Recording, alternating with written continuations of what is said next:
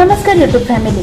तुकडेबंदी कायदा रद्दमुळे आता 1 गुंठ्याचाही दस्त होणार। याचा फायदा नक्की कोणाला होणार, तर त्याची आज सविस्तरपणे आपण माहिती आजच्या या व्हिडिओद्वारे जाणून घेणार आहोत। बागायत जमीन 10 गुंठे आणि जिरायत जमिनीची 20 गुंठ्याच्या खालील क्षेत्राची खरेदी व्यवहारांचा बंदीचा कायदा रद्द केल्याची घोषणा शासनाने बुधवारी केली।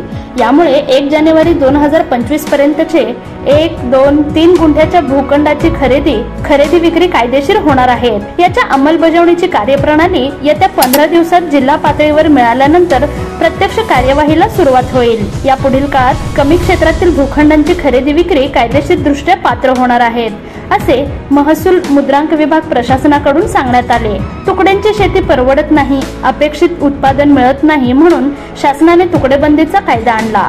पण शहरालगत नागरीकरण गतीने होत आहे। खेड्यांमध्येही गावठाणाबाहेर बांधकामे होत आहेत। यासाठी जमिनीच्या छोट्या भूखंडाची खरेदी विक्रीचे व्यवहार वाढले। पैशाच्या गरजेपोटी अनेक जण 1, 2, 3, 5 गुंठेचे भूखंडही विकले। अनेकांनी भविष्यात घर बांधता येईल म्हणून घेतलेही। मात्र तुकडेबंदी कायद्यामुळे व्यवहार कायदेशीर झाले नाहीत। करारपत्रावरील व्यवहार कायदेशीर मालकीचे प्रश्न उपस्थित झाल्याने वाद न्यायालयात जाऊ लागले। अशा भूखंडावर घर बांधण्यासाठी राष्ट्रीयकृत बँकांचे कर्ज मिळत नाही, बांधकाम परवाना मिळत नाही, म्हणून तुकडेबंदीचा कायदा रद्द करावा अशी मागणी विधानसभेत आमदारांनी केली।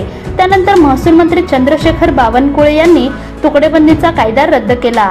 यामुळे 1 जानेवारी 2025 पर्यंत झालेल्या व्यवहारांचे नियमितीकरण केले जाणार आहे। त्याचा लाभ जिल्ह्यात किती जणांना होणार याची माहिती संकलित करण्याची प्रक्रिया सुरू झाली आहे।